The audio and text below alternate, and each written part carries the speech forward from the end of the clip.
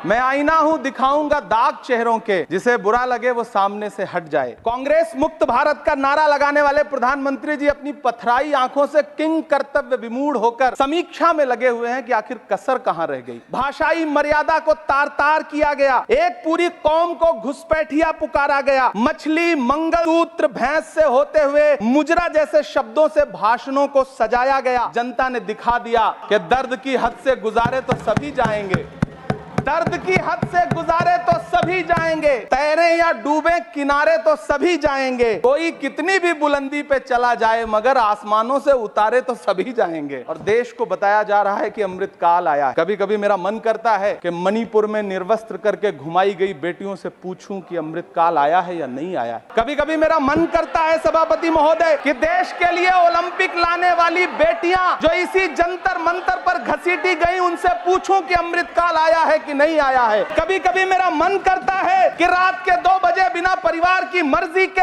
हाथरस में जलाई गई उस दलित बिटिया जो बलात्कृत थी, उसको स्वर्ग में संदेशा भेजूं और उससे पूछूं कि आया हुआ अमृत काल तुम्हें दिख रहा है या नहीं दिख रहा है। और देश को बताया जा रहा है कि अमृत काल आया है।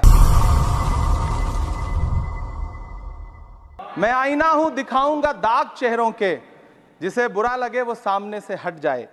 सभापति महोदय, दुनिया के सबसे बड़े लोकतंत्र का महापर्व चुनाव गुजर चुका है।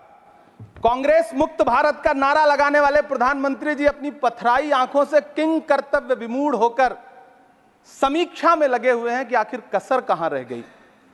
सभापति महोदय, सारे प्रहसन किए गए, भाषाई मर्यादा को तार तार किया गया, एक पूरी कौम को घुसपैठिया पुकारा गया, मछली मंगलसूत्र भैंस से होते हुए मुजरा जैसे शब्दों से भाषणों को सजाया गया, चुने हुए मुख्यमंत्रियों को जेल भेजा गया, महाराष्ट्र में राजनीतिक दलों को तोड़ा गया, उनके सिंबल छीने गए, चाहे वो शिवसेना हो चाहे वो एनसीपी हो, विपक्ष के सबसे बड़े दल के बैंक अकाउंट को फ्रीज किया गया।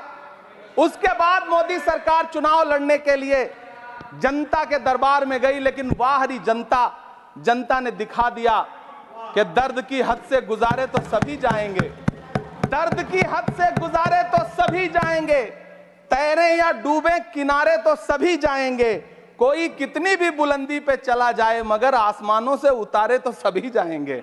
जनता ने दिखा दिया इस देश की। मैं महामहिम राष्ट्रपति महोदया के भाषण पर चर्चा करने के लिए, अभिभाषण पर चर्चा करने के लिए यहां खड़ा हुआ।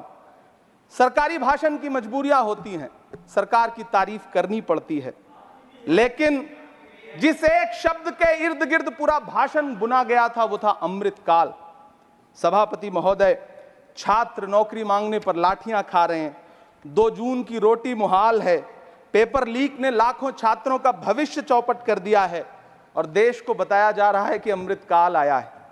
कभी कभी मेरा मन करता है कि मणिपुर में निर्वस्त्र करके घुमाई गई बेटियों से पूछूं कि अमृत काल आया है या नहीं आया है। कभी कभी मेरा मन करता है सभापति महोदय कि देश के लिए ओलंपिक लाने वाली बेटियां जो इसी जंतर मंतर पर घसीटी गई उनसे पूछूं कि अमृत काल आया है कि नहीं आया है। कभी कभी मेरा मन करता है कि रात के 2 बजे बिना परिवार की मर्जी के हाथरस में जलाई गई उस दलित बिटिया जो बलात्कृत थी, उसको स्वर्ग में संदेशा भेजूं और उससे पूछूं कि आया हुआ अमृत काल तुम्हें दिख रहा है या नहीं दिख रहा है। कभी कभी मन करता है कि मैं बिल्किस बानो से पूछूं कि देश में आया हुआ अमृत काल तुम्हें नजर आ रहा है या नहीं आ रहा है।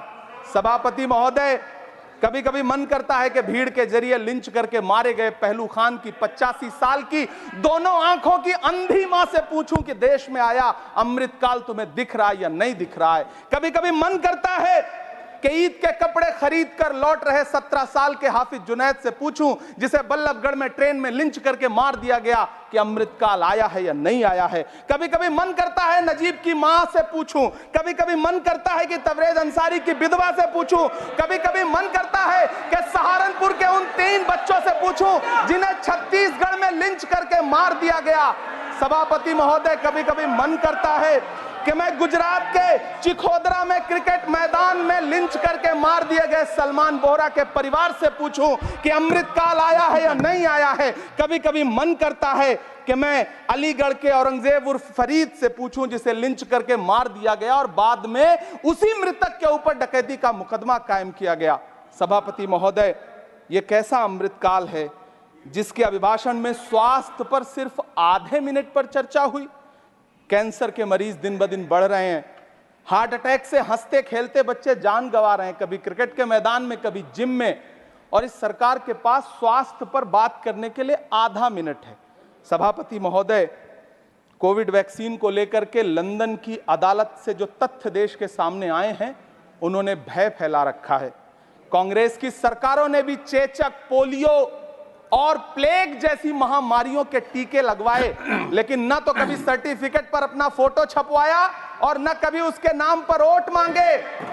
कांग्रेस की सरकारों ने यह किया है, लेकिन इन सरकारों ने क्या किया है, मोदी जी ने क्या किया है कि राजनीतिक दलों को तोड़ा और तोड़ करके चुनाव लड़े, और चुनाव लड़ने के बाद भी आशातीत सफलता प्राप्त नहीं हुई है।